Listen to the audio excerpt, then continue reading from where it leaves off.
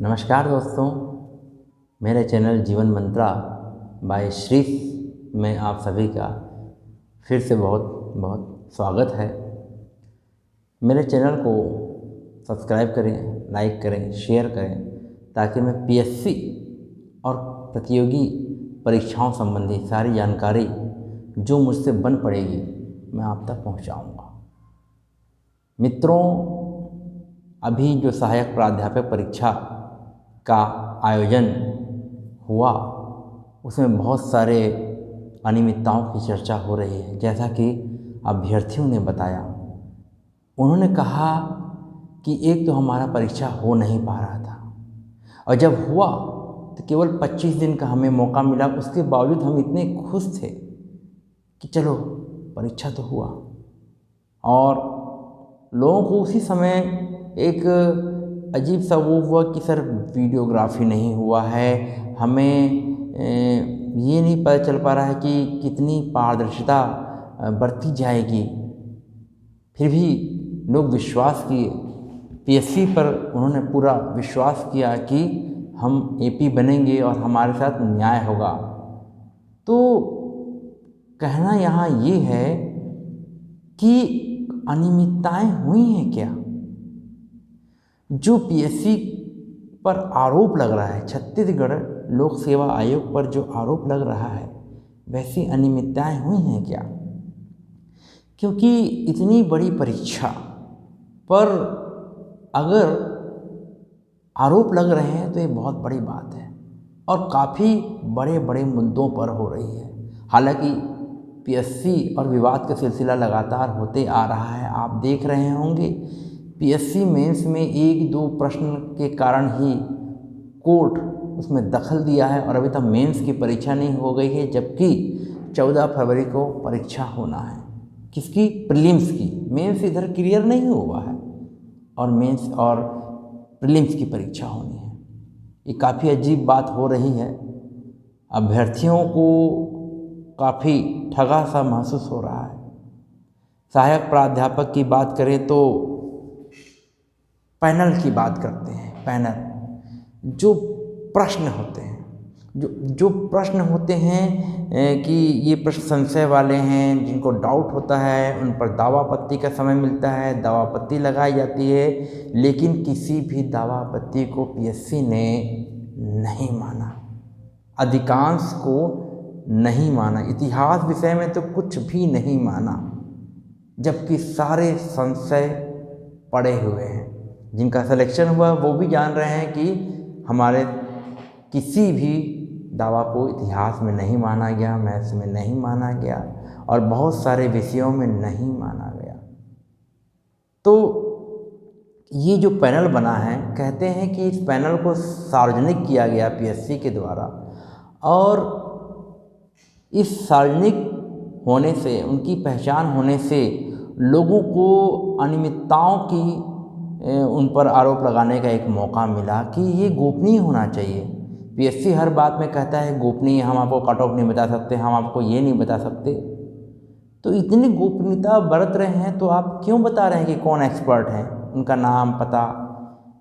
इसलिए भी छात्रों को, अभ्यर्थियों को बड़ा दुख हुआ है। और अभी जो परिणाम, लिखित परीक्षा परिणाम जो आए हैं, उसको लेकर भारी संशय, दुख और कष्ट में अभ्यर्थी चल रहे हैं। उनका कहना है कि परीक्षा परिणाम आ गया। कब आया?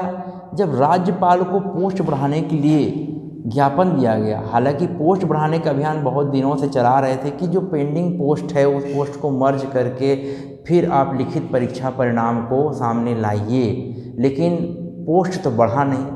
सारे विधायकों, मंत्रियों, यहाँ तक कि सीएम साहब को भी ज्ञापन दिया गया। सभी ने आश्वासन दिया पर पोस्ट नहीं बढ़ा, और राज्यपाल को ज्ञापन देने के बाद ही पीएससी ऐसा लगा जैसे कि हरकत में आया, या हो सकता उनकी प्लानिंग होगी, और तत्काल में लिखित परीक्षा परिणाम आ गया। तो दोस्तों, लिखित परीक्षा परिणाम जब आया तो कई छात्र शॉक्ड हो गए बाद में उन्होंने पहली बार ऐसी चर्चा की कि कम अंक वालों का हुआ है। हालांकि प्रामाणिक तौर पर हम कैसे कह सकते हैं कि कम अंक वालों का हुआ है और ज़्यादा अंक वालों का नहीं हुआ, कैसे कह सकते हैं? पर छात्रों की व्यथा तो ऐसी ही थी। यहाँ तक कि पीएससी ऑफिस में लगातार ऐसे आवेदन दिए गए कि सर हमने जो चर्चा की है, अपने दोस्तों से चर्चा की है, उनसे मेरा काफ़ी ज़्यादा था, 25-25 अंक ज़्यादा थे। एक राणा सर हैं जो बस्तर तरफ के, उन्होंने भी बताया कि सर मैं इस कैटेगरी से हूँ और सेम कैटेगरी में कम वालों का हुआ है। एक ऐसे ही हैं नाग सर हैं, उन्होंने भी बताया। कई लोगों ने बताया, लिखित में आवेदन भी दिया है। यहाँ तक कि परीक्षा नियंत्रक से भी बात की, अपनी बात को बताई, तो परीक्षा नियंत्रक ने कहा कि ऐसा हो ही नहीं सकता है, तो जांच कराएं। जांच कराने में क्या हर्ज है? कम से कम जो पीएससी की विश्वसनीयता है उस पर सवाल उठना, मतलब ये तो अन्याय वाली बात होगी। और विश्वसनीयता के कारण जो विश्वास बना हुआ है छात्रों का, अभ्यर्थियों का परीक्षा पर, वो कैसे जमा रहेगा? तो जांच करा देनी चाहिए इसकी, क्योंकि कई आवेदन आए, 1-2 आवेदन नहीं आए। यदि पीएससी खुद अगर इसमें हस्तक्षेप करे और देखे कि कितने आवेदन आए हैं, तो सभी का आवेदन निराकरण करके उन्हें जवाब भेजे। बहुत सारे आरटीआई लगाए गए हैं कि ओएमआर शीट की कॉपी दी जाए और हमें कट ऑफ बताया जाए। अगर पीएससी ऑफिस में देखा जाए तो हजारों की संख्या में आवेदन आना शुरू हो गए।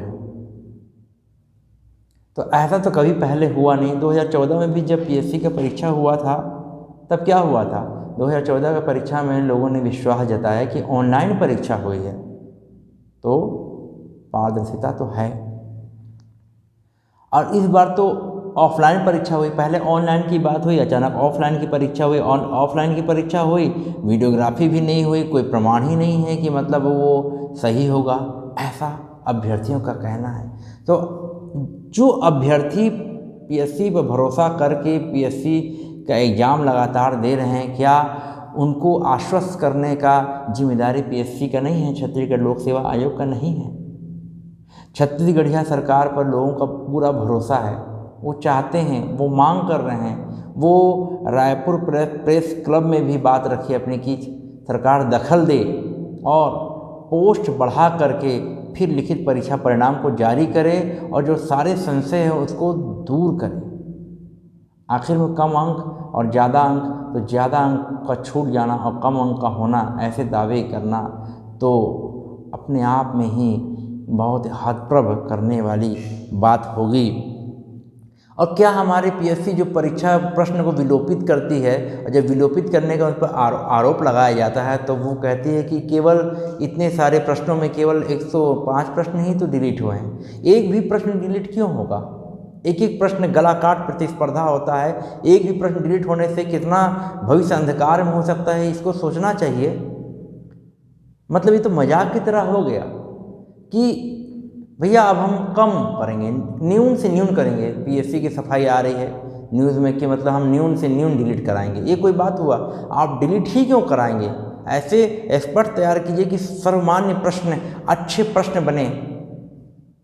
लोग तो ये भी कह रहे हैं कि छत्तीसगढ़ जो पीएससी है वो काफ़ी सरल प्रश्न दिया, इतने सरल प्रश्न दिया कि राज्य के अभ्यर्थियों को उससे कोई लाभ नहीं हुआ है। क्या ये सही नहीं है? भले इसमें प्रश्न चिन्ह लगाएं या ना लगाएं, लेकिन वास्तव में इतने सरल प्रश्न हैं कि बाहरी उम्मीदवार थोड़ा ही पढ़ेगा उसको 25 से 26 से 27 प्रश्न बना ही लेगा। तो फिर अभ्यर्थियों को इससे क्या फ़ायदा हुआ? हर राज्य अपने लोगों को प्राथमिकता देता है। उसका केवल एक तरीका है कि अपने राज्य के बारे में डीप से डीप पूछा जाए। राजस्थान भी ऐसे ही करता है। डीप से डीप जब पूछा जाएगा तब उसको थोड़ा लीड मिलता है। तो कितने आरोप लगे, कितने सारे कोर्ट में मामले चल रहे हैं। कोर्ट में करते करते घिसटते छात्रों का भविष्य तो अंधकार में चला जा रहा है। 21वां साल है सहायक प्राध्यापक एपी का, 2009 फिर उसका विवाद चलता है। 16 तक में प्रकरण क्लियर हुआ, फिर 14-16 उसका भी कुछ नाटक ही है, और अब ये पहले से ही विवाद में आ जा रहा है आपका 2020 में जो एग्ज़ाम हुआ है। तो ऐसा होना अपने आप में कितना ख़राब है, अन्यायपूर्ण है। आप ही सोचिए, जिन बच्चों का सिलेक्शन हो गया है उनको क्या लग रहा है कि नहीं सब कुछ सही है, कोई दिक्कत नहीं है, जिनका सिलेक्शन नहीं हुआ है वो तो फालतू में काम कर रहे हैं। जबकि ऐसा नहीं है, वो अगर सोचेंगे समझेंगे कि 109 प्रश्न का डिलीट होना कितना अन्यायपूर्ण है, एक एक प्रश्न कितना महत्वपूर्ण होता है, खुद सोचिए क्या अन्याय नहीं हो रहा है। आपका सिलेक्शन हो गया, शुभकामनाएं हैं, सबकी शुभकामनाएं आपके साथ हैं। अच्छे लोग आएँ, हमारे छत्तीसगढ़ को आगे बढ़ाएं, हमारे समाज को आगे बढ़ाएं, लेकिन अन्याय के विरोध में भी तो खड़े हों। हमें अराजकता नहीं फैलानी, हमें सरकार तक बात पहुंचानी। हम जागरूक हैं, हम छत्तीसगढ़ के जागरूक लोग हैं, ऐसा अभ्यर्थियों का कहना है। उनकी सारी बातों को मैं पहुंचा रहा हूं, जो अनुभूत हैं, जो मुझे पहुंचा रहे हैं, मुझे बता रहे हैं, उनकी बातों को मैं कह रहा हूं। रायपुर प्रेस क्लब में भी रामेश्वर जो भाई हैं वो अपनी बात रखे, साथ में जो पैनल थे उन्होंने भी अपनी बात रखी है, और काफ़ी दर्द था उनके चेहरे पर कि ऑनलाइन ही परीक्षा हो। सारे दावा आपत्तियों को नज़रअंदाज कर देना, ये तो अपने आप में हास्यास्पद है। अब अगर बात करें कि OMR शीट में जो प्रश्न होते हैं, अगर उसके अटेम्प्ट दिए जाए कि कितने हमने अटेम्प्ट किए हैं और कितने अटेम्प्ट नहीं किए हैं, तो भी थोड़ा सा अच्छा रहेगा। तो वो तो स्थान था ही नहीं OMR शीट में। अब जो कट ऑफ है, अगर कट ऑफ की जानकारी दी जाएगी तो PSC कहता है गोपनीयता वाली बात है। जब गोपनीय पैनलों की आपने सबको सार्वजनिक कर दिया तो फिर कट ऑफ देने में क्या हर्ज है? मतलब बच्चे जितना पा रहे हैं उतना बताने में हर्ज क्या है? अगर उनका उतना अगर हमें बता दिया जाएगा तो बच्चे सोचेंगे कि हमें और कितनी तैयारी करनी है और कैसे रणनीति बनानी है, और उनके अंदर एक विश्वसनीयता आएगा कि हमने इतना प्रश्न बनाया तो हमें इतना अंक मिला है, इंटरव्यू में जितना मिलना होगा वो आगे देखा जाएगा। और सबसे बड़ी बात कि कई अयोग्य अभ्यर्थी एग्ज़ाम निकाल लिए हैं, और जब तिगुना जो बुलाया गया है, साक्षात्कार में चिन्हित किया गया है, उसमें शामिल हो गए हैं, तो योग्य अभ्यर्थी जो हैं, जो वेरिफिकेशन में सही पाए जाएंगे, वो रुक गए हैं क्योंकि तिगुना ही बुलाया जाएगा। तो पहले अगर वेरिफिकेशन हो जाए तो इससे ये होगा कि जो आएंगे पात्र ही आएंगे, वेटिंग में आएंगे तो पात्र ही आएंगे, क्योंकि एक बार तिगुने बुला लिए गए, इंटरव्यू में चले गए, तभी प्रक्रिया पूर्ण हो गई, वरना वो तो अटक जाएंगे, उनका तो नंबर ही नहीं लगेगा। तो वेरिफिकेशन पहले कर लेना चाहिए, उससे ज़्यादा से ज़्यादा लोगों को रोज़गार मिलेगा।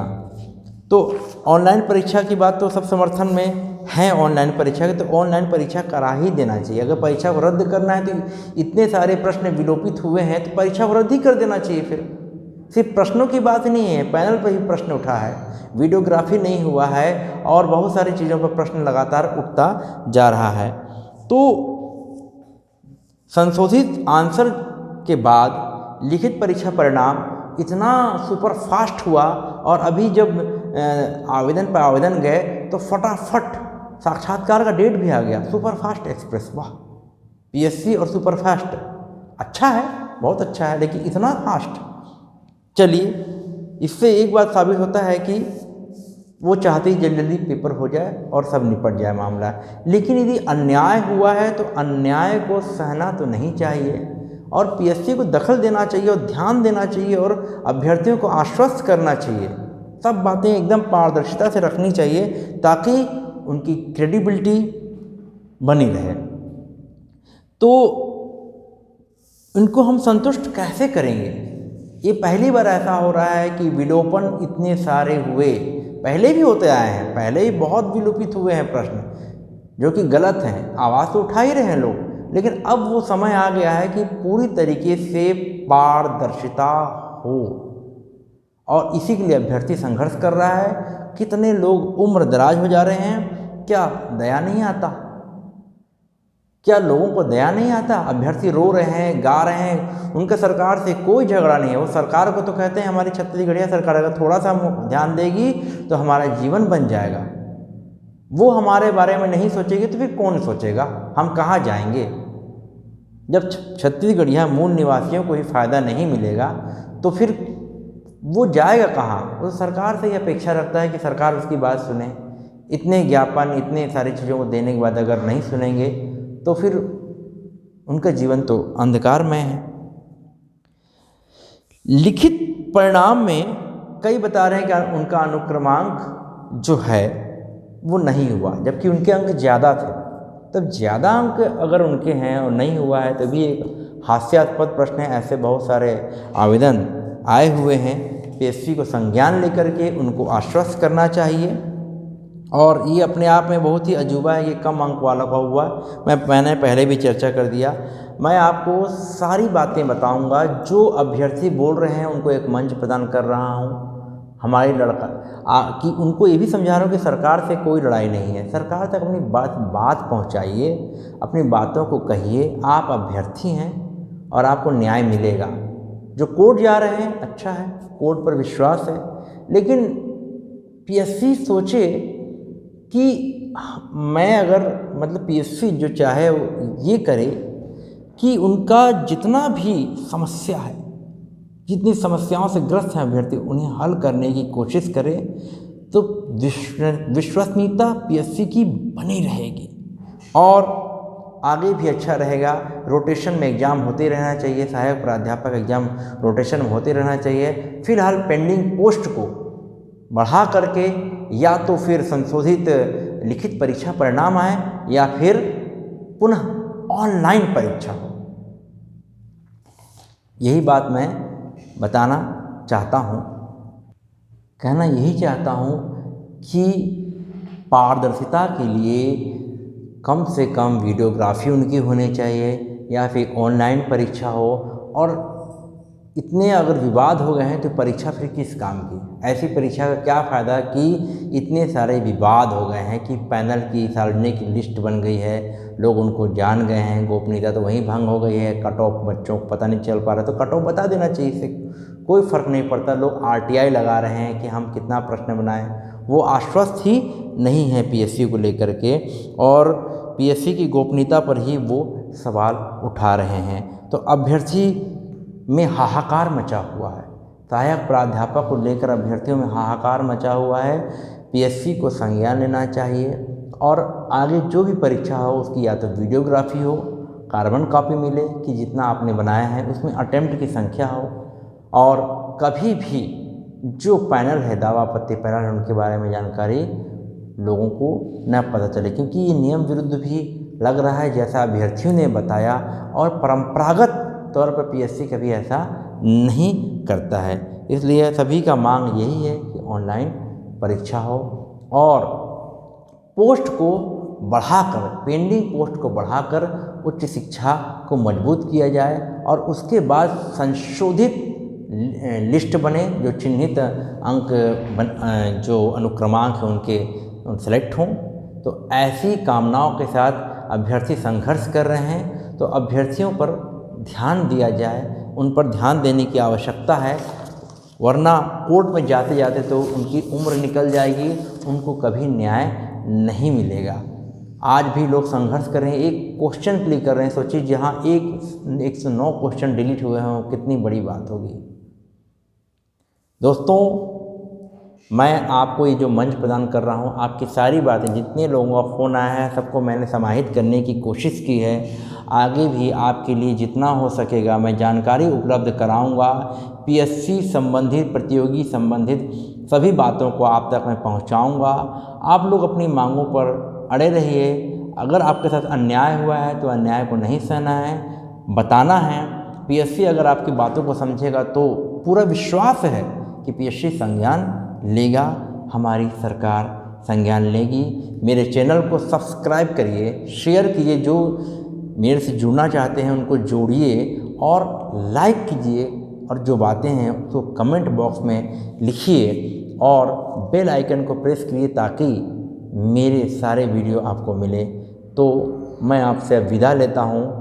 आपकी सारी समस्याएं जो होंगी अगर मुझ तक पहुँचेंगी तो मैं आप लोगों को अपने सोर्स के आधार पर जानकारी उपलब्ध कराऊंगा।